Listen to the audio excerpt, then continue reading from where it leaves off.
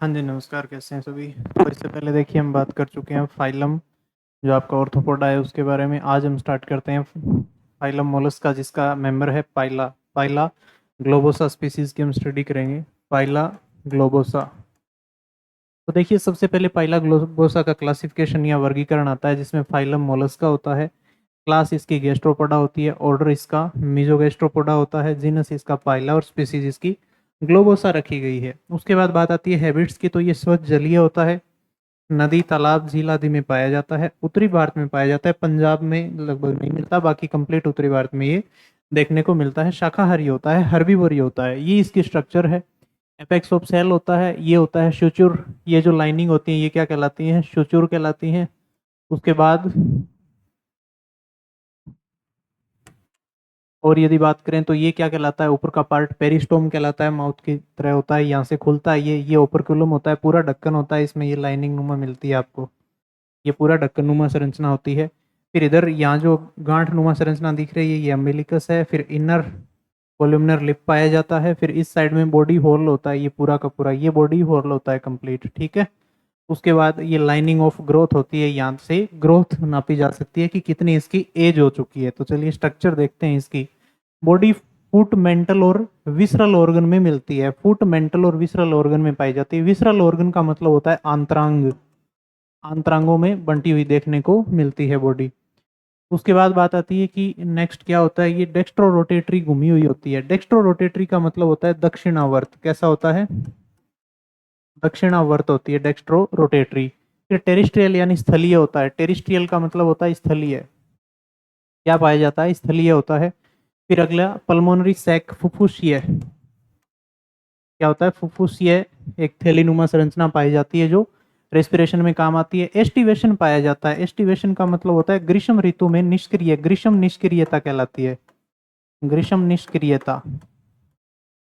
Clear है? तो ग्रीष्म निष्क्रियता क्या है? समर सीजन में इनएक्टिव कंडीशन में चले जाना। रेडुला पाया जाता है माउथ में, जो पाचन में हेल्प करता है, किसमें? डाइजेशन में हेल्प करता है। फिर पाया जाता है इनमें रीनल ऑर्गन, वृक्क छिद्र इनको कहते हैं। रीनल ऑर्गन को क्या कहते हैं? वृक्क छिद्र।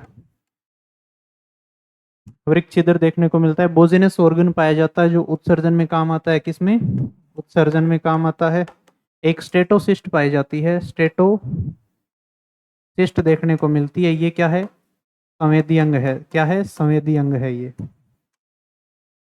संवेदी अंग होता है स्टेटोसिस्ट। उसके बाद हिमोसाइनिन रेस्पिरेटरी पिगमेंट या श्वसन वर्णक होता है। फिर डाइओसियस होता है, ये डाइओसियस होता है। डाइओसियस का मतलब एक लिंगी होता है, एक लिंगाश्रयी होता है, एक लिंगाश्रयी पाया जाता है, यानी अलग अलग बॉडी में मेल और फीमेल पाए जाते हैं। फिर में ओस्फेरेडियम देखने को मिलता है। क्या मिलता है? ओस्फेरेडियम, ओस्फेरेडियम पाया जाता है। कीमो रिसेप्टर होता है एक तरीके का। उसके बाद नेक्स्ट है रिप्रोडक्टिव सिस्टम में क्या पाया जाता है? मेल में टेस्टिस होते हैं, जिसमें यू पायरिन और ओलिगोपायरिन दो शुक्राणु होते हैं। अब देखिए यू पायरिन जो शुक्राणु होता है, इसकी बॉडी में तीन भाग होते हैं, हालांकि ओलिगोपायरिन में भी तीन होते हैं। यू पायरिन में सिंगल टेल होती है, टेल पाई जाती है सिंगल, और ये मूवमेंट कर सकता है, रिप्रोडक्शन में हेल्पफुल होता है। एक मिडल पार्ट होता है इसमें स्पर्म में, एक क्या होता है? हेड पार्ट होता है। क्या पाया जाता है? हेड। तीनों में होता है हेड, मिडल और टेल पार्ट। लेकिन जो ओलिगोपायरिन होता है, ओलिगो का मतलब होता है मोर देन वन, तो इसमें पूंछ कई सारी पाई जाती हैं। इसके स्ट्रक्चर जब भी आप देखेंगे तो इस तरीके से मिलेगी। ओलिगोपायरिन शुक्राणु होता है, ये रिप्रोडक्शन में हेल्पफुल नहीं होता है। यूपायरिन फर्टिलाइज करता है एग को, यानी अंडाणुओं को निषेचित करता है। हेड, मिडल और टेल पाए जाते हैं इनमें। उसके बाद आता है कि वासा एफरेंशिया शुक्र वाहिनियां होती हैं, ये अनेक छोटी छोटी नलिकाएं वाहिनियां होती हैं, टेस्टिस के विभिन्न भागों से निकलती हैं, जो जुड़कर वेस्ट डिफरेंस यानी शुक्र वाहिका बना लेती हैं। फिर आता है वेस्ट डिफरेंस या शुक्र वाहिका। शुक्र वाहिका क्या होती है? देखिए टेस्टिस के पिछले सिरे से तीन भाग निकलते हैं, ट्यूब लाइक प्रोक्सिमल पार्ट, फिर आता है सेमिनल वेसाइकल यानी शुक्राशय का पार्ट, फिर आता है एंड ग्लैंड या अंतस्थ ग्रंथि, फिर कोपुलेटरी डक्ट होती है। कोपुलेशन का मतलब होता है मैथुन। क्या? कोपुलेटरी डक्ट होती है या ग्लैंड होती है, जो जहां पेनिस पाया जाता है इसमें। यह पेनिस शीथ या कवर में बंद होता है। हाइपोब्रेंकियल ग्लैंड भी यहाँ पाई जाती है, जो पेनिस शीथ के आधार पर पाई जाती है, यानी कुल मिला के ऐसे करके पेनिस होता है, इसके ऊपर पेनिस शीथ होती है, यहाँ हाइपोब्रेंकियल ग्लैंड होती है। फिर आता है next part female reproductive organ या सिस्टम का। ओवरी होती है, फीमेल में ओवरी जो होती है उसी स्थान पर पाई जाती है जहाँ मेल में टेस्टिस पाए जाते हैं। फिर आता है कि बट लेस डेवलप होती हैं, ओवरी क्या होती हैं, कम डेवलप होती हैं, डाइजेस्टिव ग्लैंड के अंदर की ओर पाई जाती हैं, और मैच्योर स्टेज में ये डार्क नारंगी रंग की दिखती हैं। ओविडक्ट या अंडवाहिनी पाई जाती है जो मिड ऑफ ओवरी से निकलती हैं और सेमिनल वेसाइकल में ओपन हो जाती हैं। सेमिनल वेसाइकल में ओपन हो जाती हैं, सेमिनल वेसाइकल में खुलती हैं। ये क्लियर है। नेक्स्ट देखिए सेमिनल रिसेप्टिकल या वेसाइकल, यानी सेमिनल रिसेप्टिकल ही होता है, वेसाइकल तो एक्चुअल में मेल में पाया जाता है।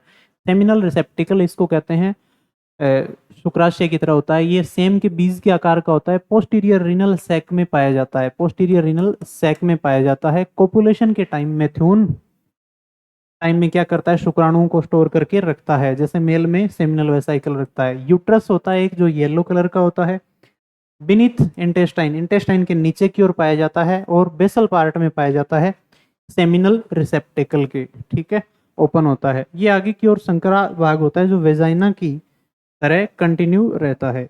अब देखिए नेक्स्ट वेजाइनल पार्ट क्या है, इसका व्हाइट क्रीमी कलर की होती है, एनएस के पीछे का दरारनुमा भाग होता है, दरारनुमा भाग होता है, ठीक है, फीमेल बॉडी पार्ट में ये पाया जाता है, या फीमेल जेनाइटल पोर के द्वारा ओपन होता है।